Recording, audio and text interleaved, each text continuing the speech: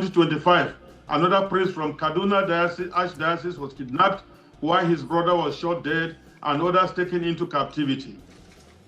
On the same day, a school was attacked in Kebbi State with many kidnapped, and the vice principal of the school was killed. Reports are also rife of the capture of a brigadier general of the Nigerian army with some army officers and soldiers by the Islamists. This is the daily experience of many Christians in Nigeria. Violence is spreading southward, displacing millions and destroying farmland, creating a humanitarian crisis compounded by food insecurity. Attacks by Fulani militants, Boko Haram, Islamic State of West African province, ISWAP, have intensified not only in the Middle Belt and northern states, but spreading southward and targeting Christian communities with impunity. We hoped the CPC designation by President Trump at the end of October might stabilize the situation, but instead it is deteriorating into one of the most lethal periods for Nigerian Christians in recent memory. Like it is now commonly acknowledged, Nigeria remains the deadliest place on earth to be a Christian. More believers are killed there annually than in the rest of the world combined. Yet, perpetrators face little accountability, and the Nigerian government's response since the CPC designation is to unleash vain glory speakers and willing tools to spin the narrative and make false equivalencies about Muslim deaths. But I would like to ask the question here, who is killing the Muslims up north? Is there any Christian militia displacing millions and occupying lands in Nigeria? The government of Nigeria's silence and refusal to engage in the face of continued killings and displacements have the... Now you listen to that, right? Just that same story. What they do almost every day is to add the new victims to the list every day. And for years, they have been using every possible medium to call for help. Catholics in Nigeria, they are affiliated to Rome. Remember that, with the Pope, Abi.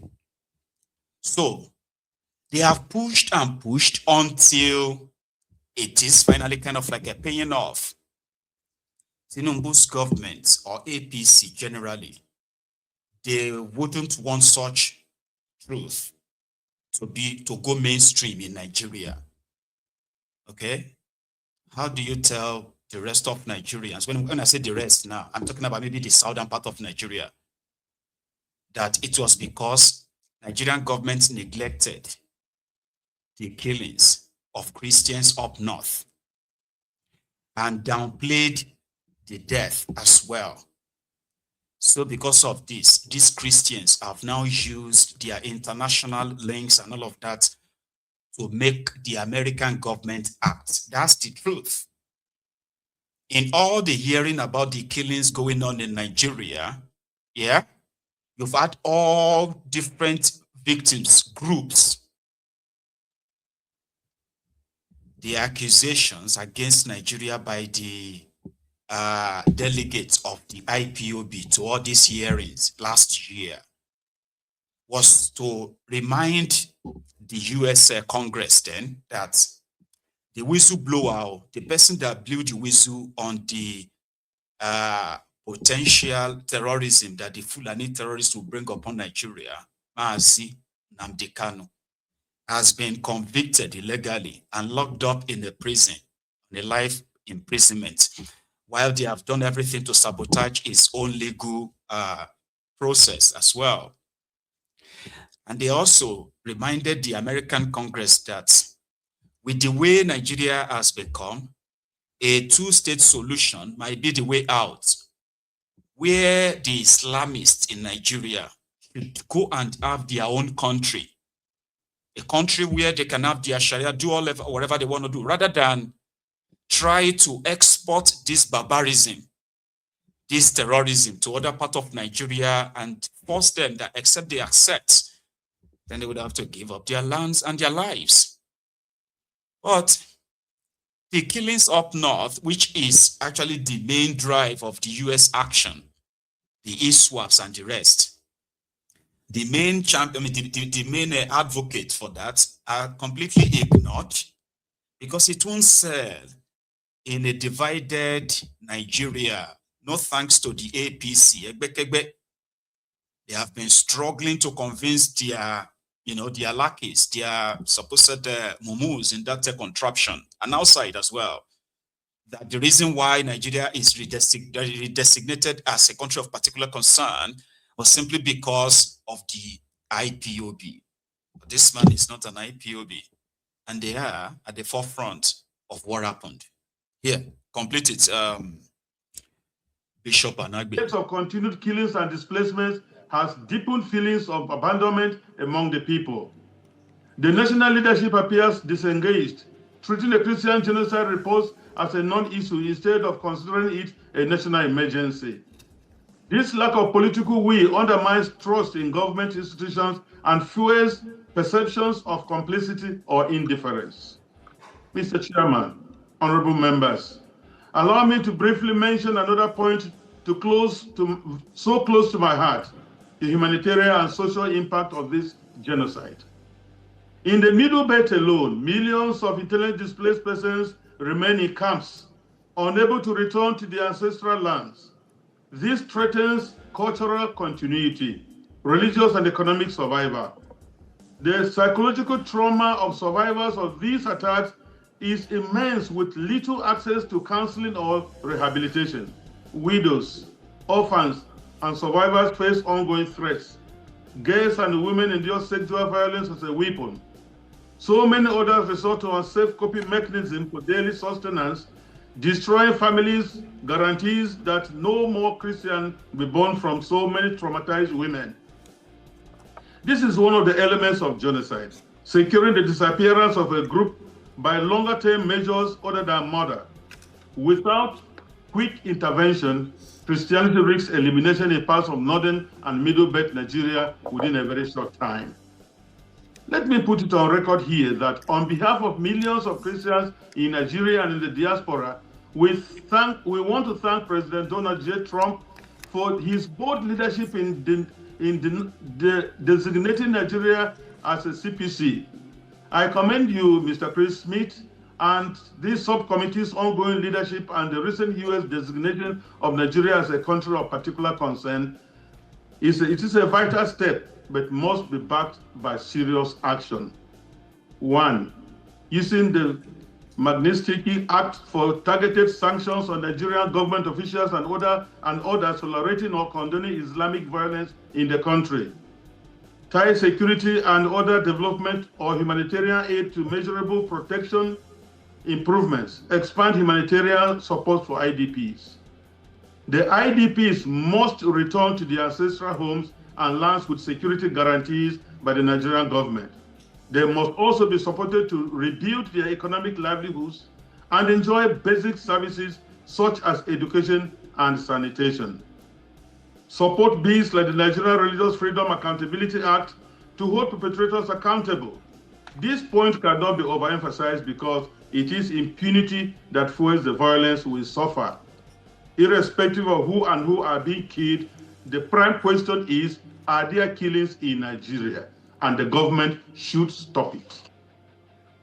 International advocacy, work with allies to praise Nigeria at the UN and ensure discriminatory laws and blasphemy laws are eradicated or expunged from the Constitution. Closing call to action. The CPC designation has brought immense joy, hope, and spiritual resilience to communities under siege in Nigeria. The Christian faith-based organizations remain among the few sources of relief and encouragement, filling the vacuum left by government inaction. However, the church alone cannot stop the killings. It requires coordinated political, military, and humanitarian intervention. Mr. Chairman and members, the blood of Nigerian Christians cries out to you people. We cannot afford to wait any longer. Renew hearings, pass binding legislations, and use every tool of U.S. influence to demand change. America remains the only country in the world with an International Religious Freedom Act, America has a unique role in defending religious freedom globally. Please enact concrete actions according to the CPC designation. We all know that inaction emboldens the extremists even more. Of continued killings. Now, just so you understand, okay, they were not only asking America to intervene, they actually had lists of expectations, what they wanted America to do. And guess what? If you have not been following, then this may probably be new to you. They have had their demands listed for more than 5 years.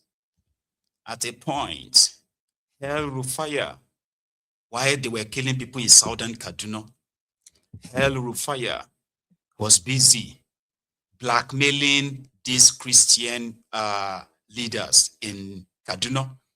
According to him, they are all burning down their churches, making videos so that they could collect donations in dollars, right? In order to also deny the killings in southern Kaduna, the mass killings there. So you get, so they have always said the sponsor of the terrorists, those who are enabling them, those who are harming them, they are politicians.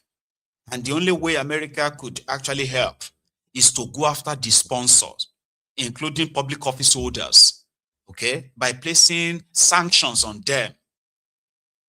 Do you get that now? Force the hand of the government of Nigeria to actually end the terrorism. The terrorism is not ending if the victims are not returned back to their homes. So those people living in IDP camps across northern Nigeria, they have, all of them, every single of them, they have to return back to their ancestral lands. That is when you can then say, oh, the government of Nigeria is doing well. Oh. Yeah. Now they have relocated, they have returned more than 5 million internally displaced Nigerians, Nigerian refugees. So they have returned them back to their ancestral lands. They have started rebuilding all these communities and they are safe. You know, that is not true. And with the redesignation of Nigeria as a country of particular concern, as well as if the government of Nigeria is found wanting, or government officials of Nigeria, or those holding different government positions are found wanting to be enabling the terrorists, that is the next sanction. And these bodies have been demanding for it. There are famous faces behind what actually more or less like dictated what Donald Trump announced, okay? You look at all these faces. You have Reverend Dakomo. You have a Frank there. You have this man, Bishop Anagbe, who is on the right. He's the Archbishop of, I think it's a Makodi Diocese. He's of the Catholic flock. These are, oh yeah, you remember that guy on the top left? Morgan, so what is his name again? P.S. Morgan, rather. Yeah, he was the one who interviewed Nigeria's foreign affairs minister.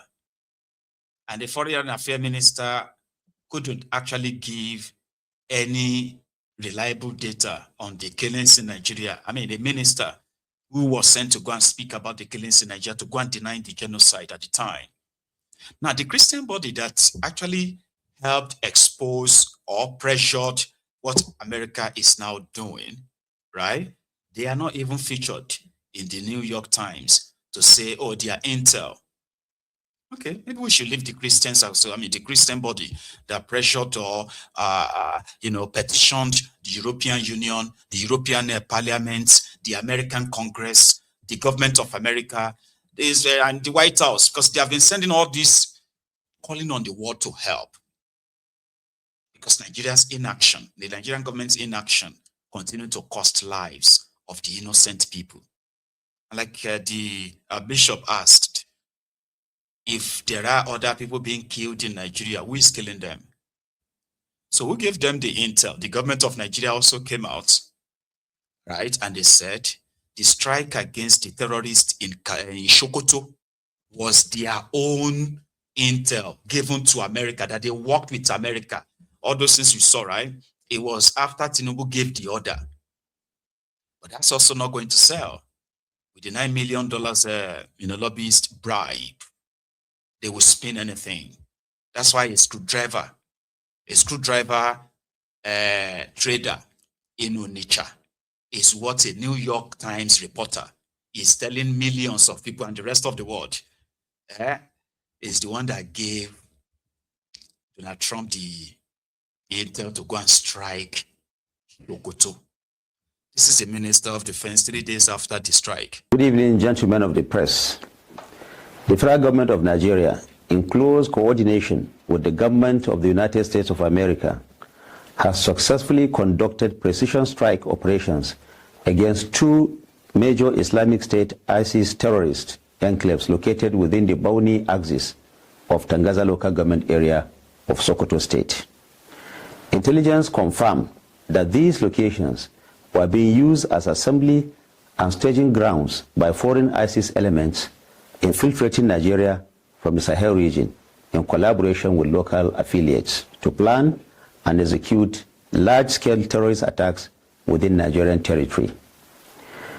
The precision strike operations were executed between 12 midnight and 1:30 a.m. on Friday, December 26, 2025, following explicit approval by the President of the Federal Republic of Nigeria, His Excellency President Bola Ahmed Tinubu, GCFR.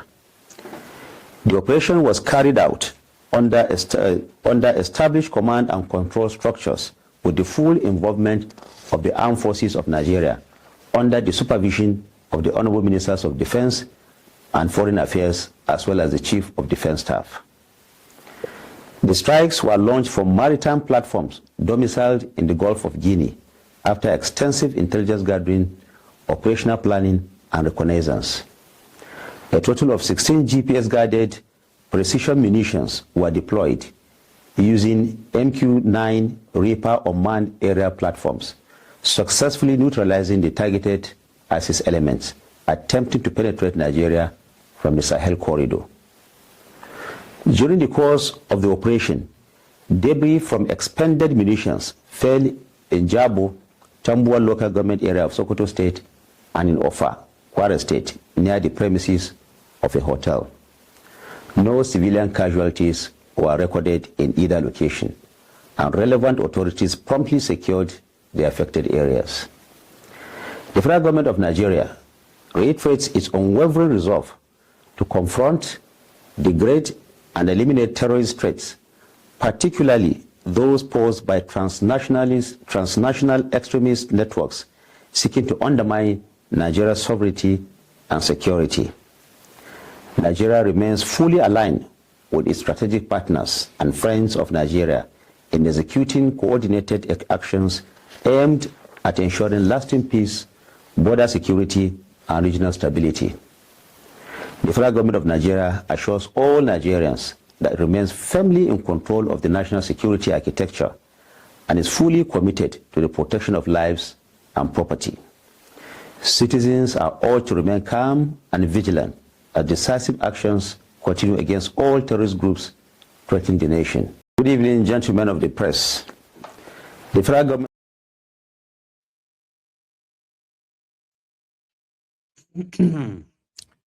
So that was the supposed Minister of Information also told over 200 million Nigerians then that they hear the intel. But no, the cable that copied the report of the New York Times decided to tell a different story. And according to them, it was this Mr. Emeka Umeagba Lassie, a screwdriver trader in Onitsha, Anambra State, specifically Anambra State, to launch airstrike in Nigeria according to a report. So, in their report, they said, oh, hang on, this is Trump's part. I want to go to what they said that their report said about Mr.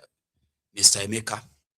So, according to the report, founder of the International Society for Civil Liberties and Rule of Law, otherwise called Inter-Society, is an unlikely source of research that US Republican lawmakers have used to promote the misleading idea that Christians are being singled out for slaughter in Nigeria.